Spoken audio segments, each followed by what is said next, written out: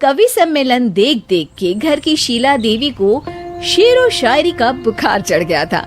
अब वो सीधे मुंह किसी को जवाब ही नहीं देती थी।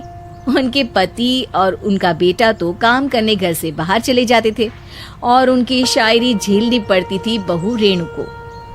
अब सास बोलती नहीं, अर्ज करती थी, संदूक पे रखी संदूक, संदूक में रखे झुमके, बहू झुमके निकाल के दे मेरे, कहाँ लगा रही है ठुमके।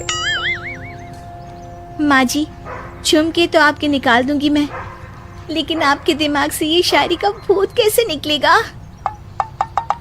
छोटे लोग नहीं समझेंगे, शायरी है शौक बड़ा, तू अपने काम से काम रख, मेरे काम में मत टांग अड़ा।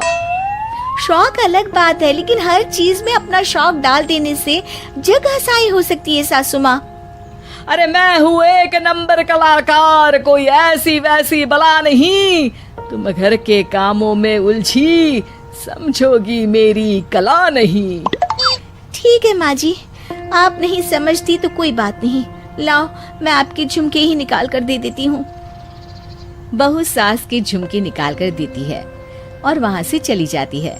शाम को बहू अपने पति से शिकायत करती है, सुनिए जी, आप माँ को कुछ समझाते क्यों नहीं?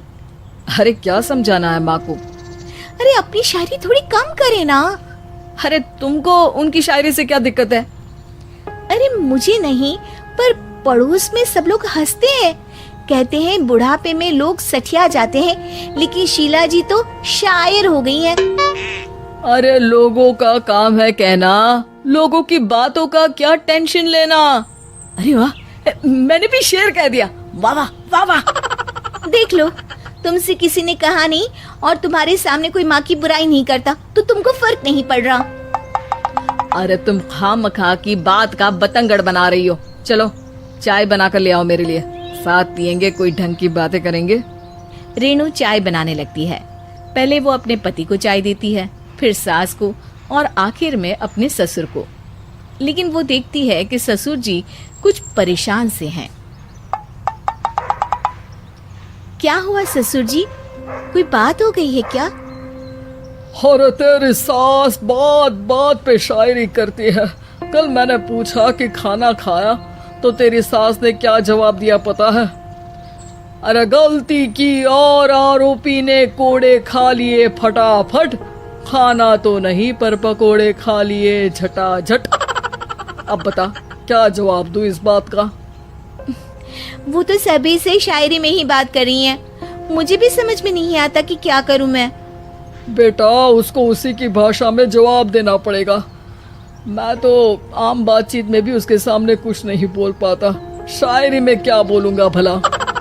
ससुर ने जैसे ही कहा कि उसको उसी की भाषा में जवाब देना पड़ेगा, बहू को ये बात जच गई। अगले ही दिन वो शायरी की कुछ किताबें लेकर आई और शायरी की प्रैक्टिस करने लगी ताकि सास को उन्हीं की भाषा में जवाब दे सके। उसने दिन रात एक कर दिए। एक दिन सब साथ में बैठकर टीवी देख रहे थे, तभी रेणु सबके लिए बिरयानी बनाकर लाती है, लेकिन सास को बिरयानी भाती नहीं।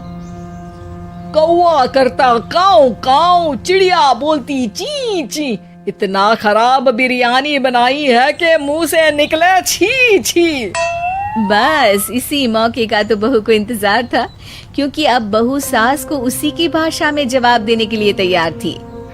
माँ जी, हमको अपनी ये बेकार शायरी ना सुनाइए, जैसी भी बनी है बिरयानी चुपचाप खाइए। ससुर जी और रेणु के पति ने रेणु का जवाब सुनते ही जोर से ताली बजाई और सास ने जब रेणु का शायराना जवाब सुना तो उनके गले में बिरयानी अटक गई। बहू ने एक और शायरी का तीर छोड़ा। शायरी में बहू के सामने सास हो जाएगी ढेर, क्योंकि सास मारेंगी एक शेर तो बहू मारेगी 1.25 शेर। सास को छोड़ के सब वाह वाह करने लगते हैं।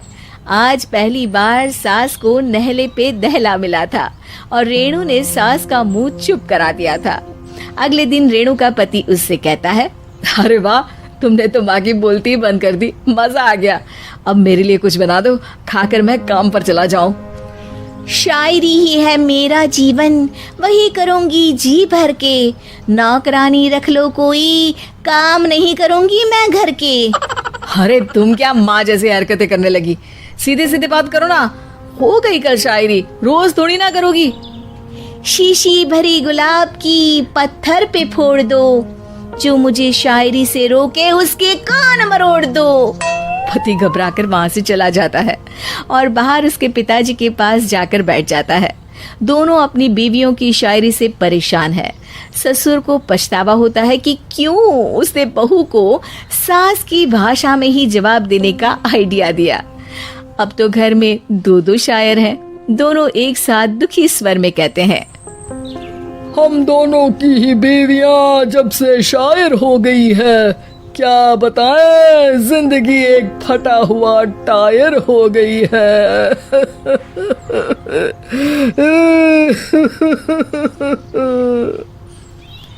हम दोनों की ही बीवियां जब से शायर हो गई है, क्या बताए जिंदगी एक फटा हुआ टायर हो गई है।